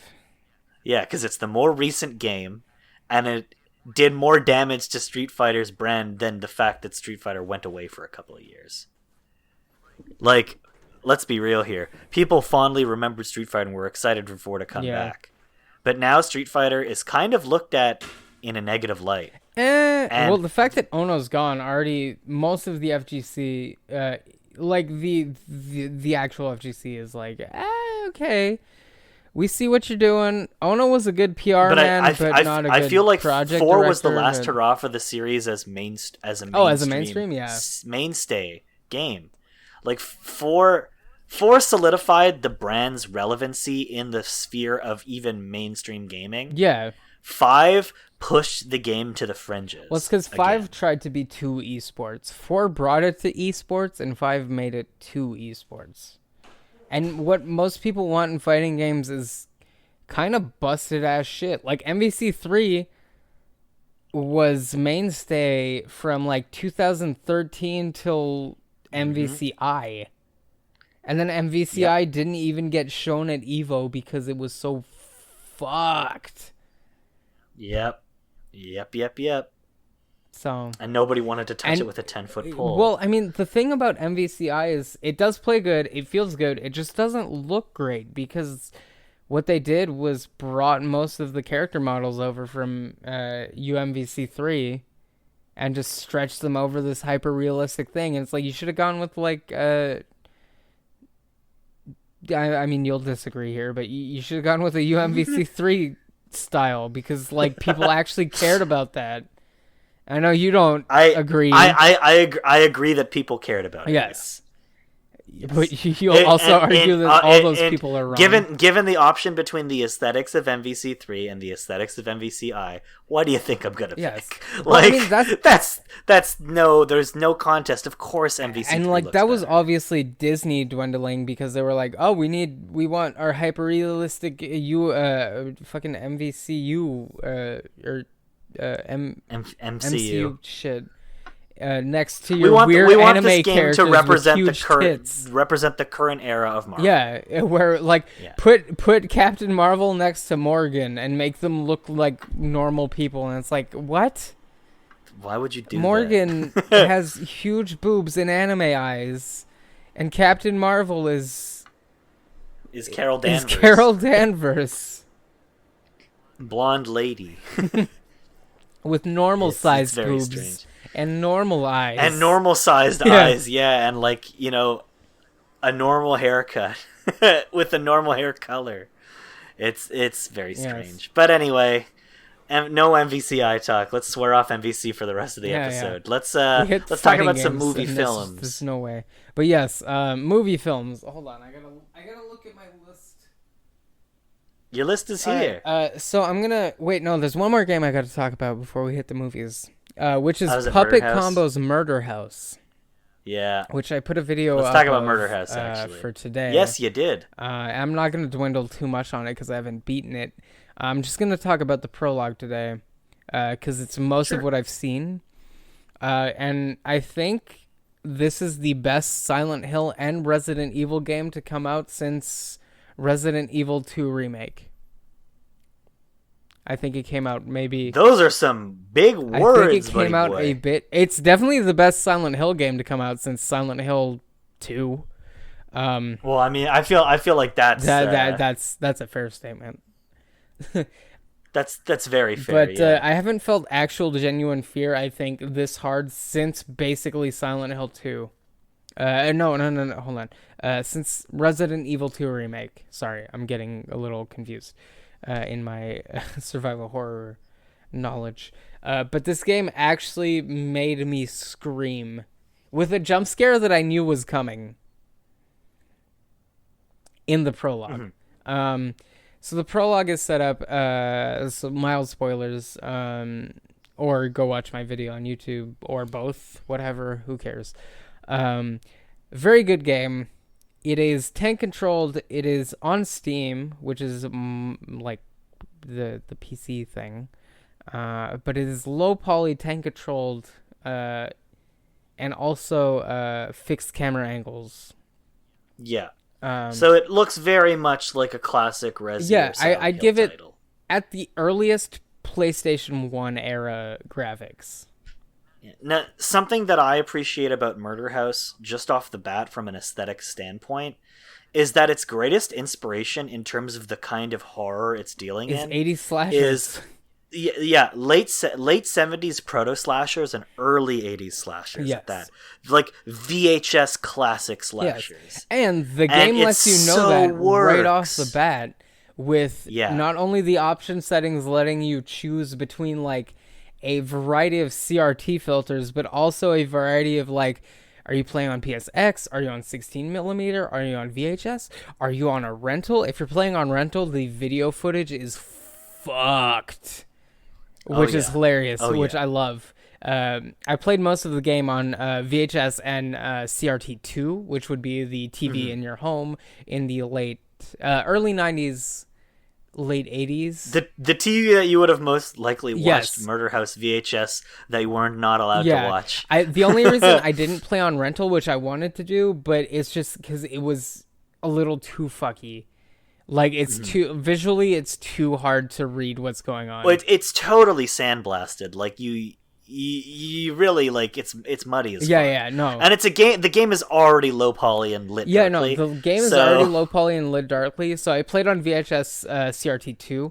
I really wanted to play on rental CRT2, but that exactly is just like even some of the text like you just can't read because it's so. No, it's literally like that is like adjust your brightness settings. The game. Yeah. Like where I was just like, all right, we're gonna do VHS. CRT2. We can dial it down a little bit. Just to make it a little kind of meh, but not Not like too impossible. But like, lo and behold, how long has it been since a low poly horror game was trying to do something more than just be Resi, more than just be Silent Cry Hill? of Fear. I don't know when Cry of Fear came out, but Cry of Fear was the last time I remember feeling this amount of terror for a low poly game. And it's ironic because I play games like Outlast, I play Outlast 2, I've played Soma, I've played... Cry of Fear, let me tell you right now, 8 years old. Yeah. So it has been a solid 8 years since a low poly horror game came out that was to the same degree of quality as Murder And House. that's not to be saying anything because Murder House has been making shit since I want to say 2016, maybe 17. I don't remember the year. Murder House. I mean Puppet Combo. Puppet Combo has been making shit since like 2016, I think. They're an old hand. Yes, at this. that was more Patreon games that would come out every month, so they were very like low budget and very quick and very buggy. The thing now is that they're starting to be more of a team, and they're starting to put out more serious games. Murder House being the first one on Steam. The next one that's coming out on Steam is Don't Go Into the House, which I'm very looking forward to after playing the first... Well, like, I played the prologue, and I've played about 2.5 hours of the main game so far. Yeah. I'm streaming more of that later. I'll be honest, I appreciate Puppet Combo's other work quite a bit. Yeah.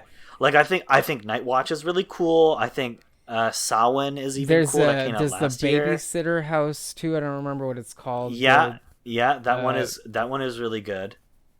Yeah, I don't remember what it's called, but Evil Clowns. Yeah, Evil Clowns is You good. know? Puppet Combo's been doing good work for a while, but I'm very they've been glad making that a lot of good work. they've been getting recognition now. And I remember in the I early days, honestly think Murder House is the culmination of everything they've been working towards making so far. And Don't Go Inside the House is the next project that I'm very looking forward to. They also have a shopping mall-esque game that they've been making, that they've been kind of teasing on Twitter. Yeah, that seems like it's going to be really interesting. It's funny because it's just like, I'm just like, oh my god, someone's making a shopping mall game? Amazing. Shopping mall is such... There's one scene in Shopping Mall, which is the only thing that I can recommend to watch Shopping Mall for, and it's... I don't think it's Barbara Crampton's head getting blown. It might be Barbara Crampton. I'm not sure. I don't remember whose head it is. That is pretty good. But the head explosion in that scene is so good that they use it again at the end credits as that character's name. And it might actually be Barbara Crampton, who, of course, is known from mostly Reanimator and From Beyond. Yeah. It is Barbara Crampton. Yeah, her head just going bye-bye. Okay, yeah, so it is Barbara She was also on Channel Zero recently as well. Yes. And she posted on Instagram, I think yesterday or this morning, to look forward to something within the next month. Ooh. So I'm like... She wasn't In Search of Darkness as well. She had a nice bit in there. Yeah, Barbara Crampton's been doing work since... Which by the way, watch In Search of Darkness. Late late 70s, early 80s even. Because Reanimator was late 70s, like 79, I think. Mm-hmm. And then From Beyond was like 4 years later, so... Anyway. Yes. Puppet Combo, good work. Murder House, amazing. I'm streaming later. Look forward to more best ofs on my YouTube. My prologue, where I cut down I think it was like at 2 hours...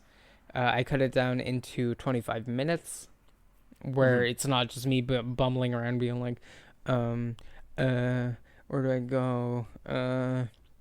So that's on my YouTube, and it's very good. The game is just, it's perfect. I think it's the most genuine fear I've felt from a horror game in a very long time. Because, like, I'll get scared in games. Like, I played Resident Evil 7, right? And I was just kind of like, okay, but this had like a couple of scares where I was like, oh my god, I'm physically me is going to die right now. Yeah. Like there are blood curdling screams from me. So that was refreshing and fun to feel. for the first time in a long time, because I feel like I've become very desensitized to the you don't have a weapon, there's nothing you can do horror games, where I'm just kind of like, okay, well, I know that jump scares are going to be a thing and I can hide here. Whereas this game, I was like, all right, I can hide here, but I also have a weapon, which makes me even more nervous. So yeah, Murder House good. Puppet Combo, amazing. Yeah. Puppet Combo are doing a lot of good work. Puppet like, Combo. you guys, I mean, they're like a one-man dev team. I think they And they're were for a putting out bit, but now they're Well, they were less. for a long Yeah. time, but they've evolved a little further. But like, they started out as a one-man dev Yeah, team, and who was the just work has doing always Patreon been quality and passionate. Yeah. Passionate shit. Yeah. So yeah, highly recommend Murder Yeah, House. and if you want to go play see that. my It's so prologue fun. of that, you can go on my YouTube, which is Scratch Me Silly. That's up as of a couple hours ago. Now, And we have some. Do we want to do movies or do we? no, we'll wanna save do those for news? next time because we're already Alright. like 2 hours in almost. We're edging into 2 Yeah, hours. we can yeah. hit let's, some news. Let's leave the last 20 minutes to the Yeah. news. So, news. Welcome to the news. It is the news. What is in the news this week? We got. I don't know what is in these. We got snakes Okay. with human I got traits. some- You got snakes with human We traits. got that one lizard person out of the White House and got the other lizard person inside the White House. That's news. Thank God we got the other lizard person out. This new lizard person will be different and completely better. I'm sure he'll love poor people and help Sure. minorities. Yeah, and definitely not throw trans women into men's Yeah, Kamala prisons Harris and- is a fuck.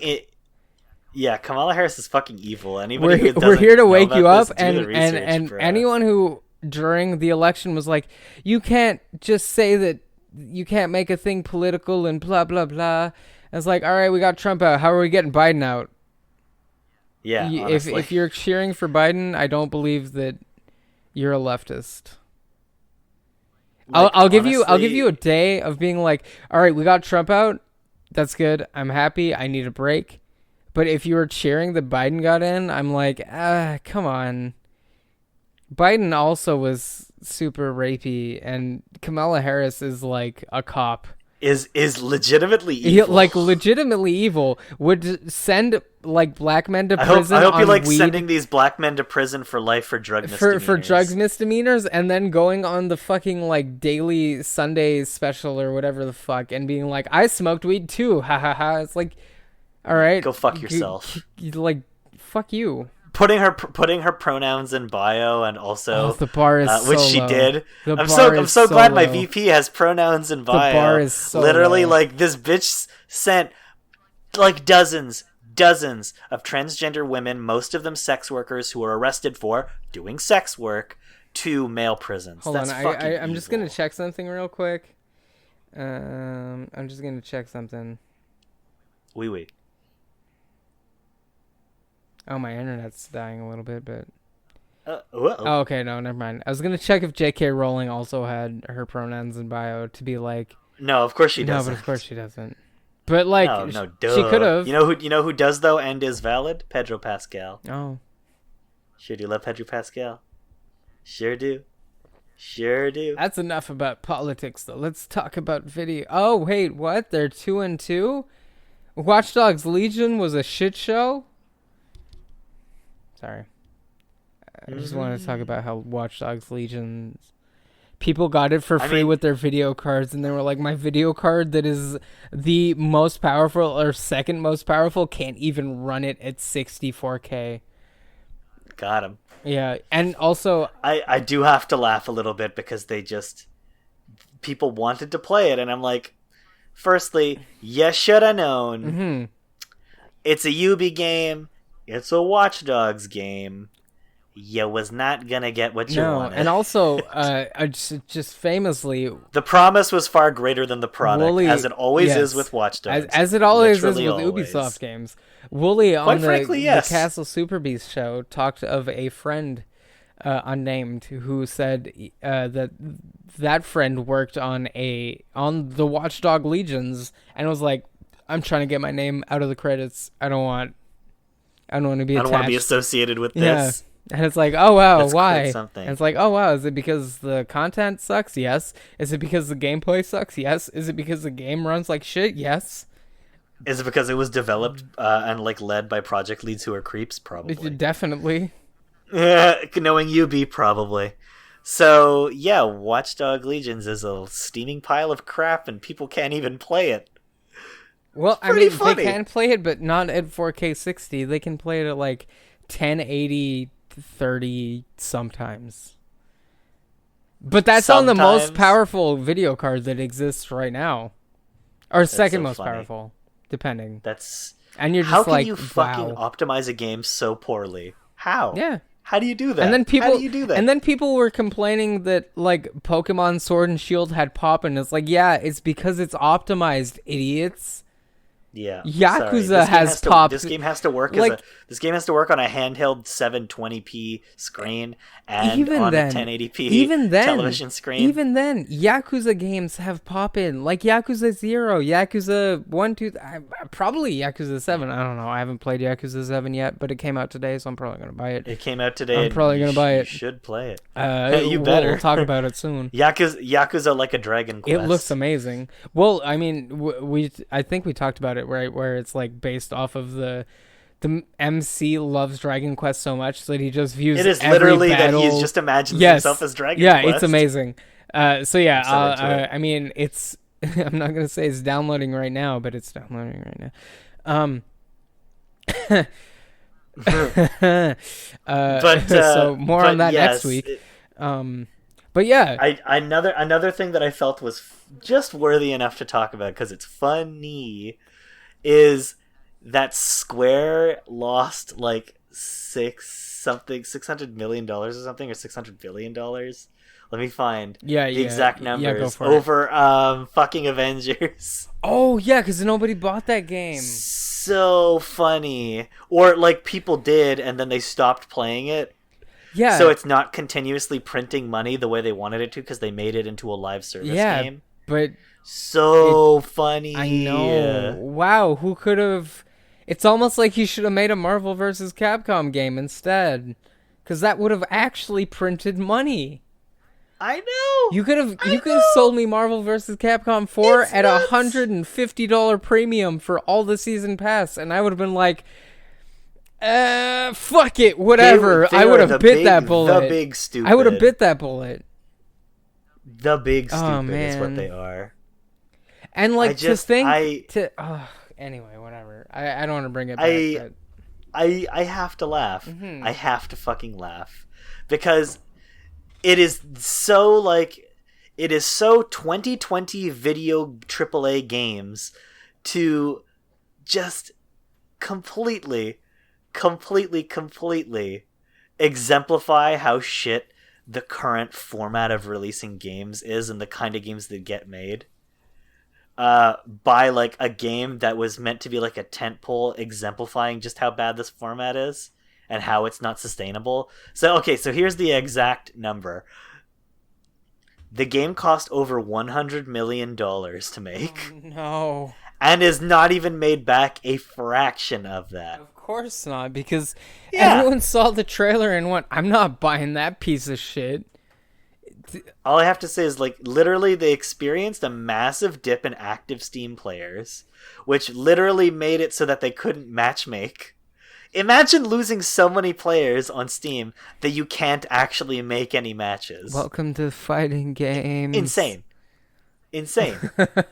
And, like, it was the best-selling game of September and nobody's playing it. It beat out Super Mario 3D All-Stars and Tony Hawk's Pro Skater 1 and 2. Both great games, both remakes / re-releases of classic, well-loved games. This game beat out both of them because it had the Marvel brand attached to it. But it's a shitty, live service, looter, beat-em-up game, and it fucking sucks. So the second people got it and stopped playing it, they were done. And it will not continue to make money. And it just goes to show you this stupid trend of loot box games, of loot collecting shooting type games, of fucking live service type games. It's not fucking sustainable. So stop making these fucking games. They don't work. You're not going to make Destiny 2. You're not. Your shitty Avengers game is not Destiny. You know? No, and it won't be Destiny 2. Because Destiny 2 at least got to break off of Activision. Yeah. It will literally never be even a fraction as popular as something like Destiny. And Destiny has a very particular audience. They're not going to move to Avengers. No. These are the Halo fans that were upset about Halo, the bad one. 4? No, 5. Oh yeah, 5. I think it's 5 is the bad one. Well, I think 4 is not a good one, but I think 5 was the one that people were like, meh. I honestly, like from the bottom of my heart, do not believe anybody plays Destiny because they like it. But I know people who play Destiny because they like it, but they also it's like it's like Warframe. It's like Final Fantasy 14. It's not because they like it, it's because they like what they get out of it. Because they are addicted to it. Although FF14 is actually a good game. Yes, no, it's not shit on FF14, but I'm not, you know. But like they're not even playing it out of they're playing it out of a sense of obligation. Yeah. Because, you know, they've invested so much time into it now that no longer playing it would feel like a waste. Yeah. But yeah, I have to say, like, I gotta laugh at them for losing and just hemorrhaging money over this shitty Avengers game. Remember, Destiny 1 was supposed to be a 10-year plan. Yeah. Oh my god! And of course, wait, we all saw what happened EA when game? Anthem came yes, out. Anthem. That's the one. Yes. Dead in the water, dead on arrival. Dead before arrival. Everyone saw this shit like as nothing. This game here, this fucking game right now, is the new Anthem. Yes. Marvel's Avengers is the new Anthem. And like that's super sad. You don't want to be the new Anthem. Because Anthem, like the problem that Anthem had was too many corporate hands being like, "Oh no, we should do the change." It's the Alien 3 problem. Mm-hmm. It's just too many cooks in the kitchen. Too many cooks not letting people do a video game.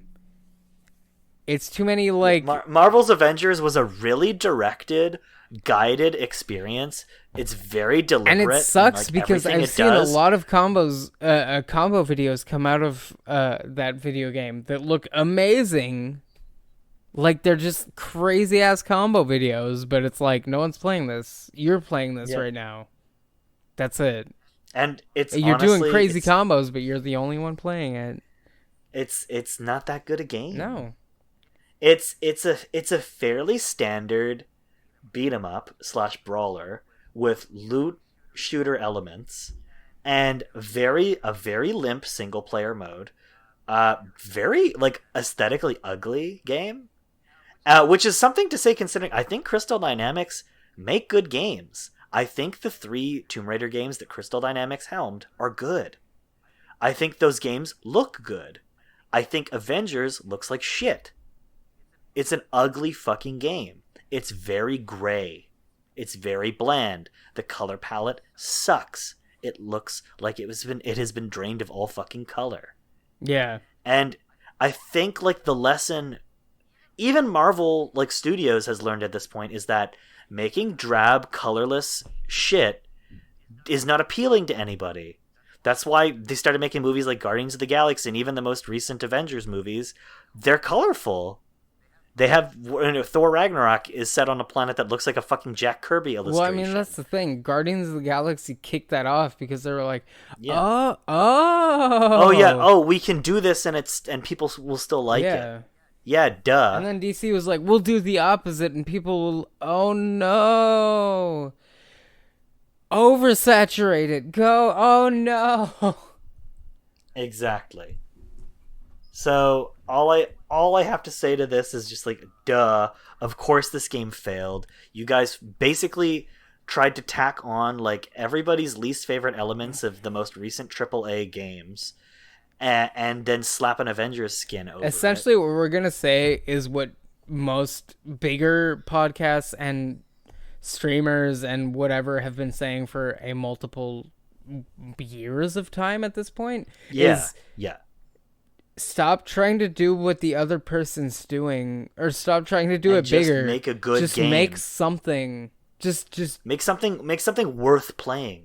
Just come on. Like, all these indie games are blowing the fuck out of all these AAA titles right now. Yeah. Like Avengers, AAA video. Yeah, Fall Guys. Guys. Fall Guys sold like gangbusters. Among Us probably made like $6 billion. Probably not $6 billion, but like made it certainly made back its budget. Yeah, it at least made back its budget. Avengers, or which you can't say that. Tenet, pumping any movie that came out in the past, like, bruh, pumping that much money into something is not a recipe for success, especially if that success hinges on a popular intellectual property being skinned over a game that just is not fun to play. And that's my problem with like a lot of like the games that are coming in now, is just like, look how big this map is. It's like, yeah. What can I do in your map? Nothing. Fuck your map. A good game to compare it to, like in like what you can do with a popular IP and make something wholly unique and likable. Even if it skews niche, because this game seems to be trying to be multiple things at once and failing entirely at all of them, because it wants to be it with its single player story mode and beat 'em up combat. It wants to be Uncharted, but with like Batman Arkham elements. Yeah. But with its looter shooter and focus on like in multiplayer, it wants to be Destiny. Yeah. It is good at being neither of those things. Versus, say, something like Star Wars Squadrons, the new Star Wars flight sim game that just came out. Yeah. An exceedingly deep game. Like a really deep space combat simulator. Made by surprisingly EA. Yeah, exactly. An extremely competent game that plays like fucking butter, and is, once again, has like a low skill floor, but a high skill ceiling. And that's great. Yeah. Like if you like the TIE Fighter or X-Wing like arcade games, or like the TIE Fighter game for PC, you will love Star Wars Squadrons. Like, it puts you squarely in like what it feels like to pilot one of those ships. And it does it very elegantly. It's worth the price of admission alone for the experience it gives you. At what point in Marvel Avengers do you feel like you're one of the fucking Avengers? Mm-hmm. So you're using the IP in like the worst possible fucking way. Well, just like Star Wars Battlefront 1 and even 2, the EA remakes, where it was like, give us $80. Okay, the season pass will be $80 and you can get the rest of the game. And it's like, what? And I was one of the suckers who fell for it, where I was just like... Or look at Jedi Fallen Order, which is actually kind of doing a lot of what Avengers wants to do, where it is basically the gameplay style of a game like Uncharted mixed in with the combat elements of, and I hate to say it, Dark Souls, because there is very deliberate and controlled combat in that game that is difficult. Like, those are blending elements of two popular games. Yes, and to be fair, making something worth fucking playing. Exactly, they do it very well. Because that's a good game. Because Jedi Fallen Order is the only Star Wars game that I've wanted to buy since fucking since Battlefront 1. Because I got God on Battlefront 1. I bought the season pass for full price, which was $80 CAD. Yeah. And I got the full game at $80 CAD. A single player Star Wars game doesn't have to be some weird hack and slash game. It doesn't have to be like an RPG. It can be a fully fledged AAA action game with adventure elements, with these cool RPG elements, customizable characters, and have a great story, have great combat. Like, these things, licenses don't have to be mutually exclusive. Exclusive with mutually. Like shit. Mutually. They don't have to be mutually exclusive with bad games. Great mutually boogalies. I just find it crazy that, like, on one hand, Star Wars as an IP has been handled better in the last couple of releases than Marvel has been, because like look at Spider-Man. Spider-Man is an unmitigated success, but Spider-Man is like, it doesn't even feel like a Marvel game because it's a Spider-Man game first and foremost. Yeah. This game was supposed to make you feel like you were part of the Avengers. This is like Marvel's like most valuable property. Yeah.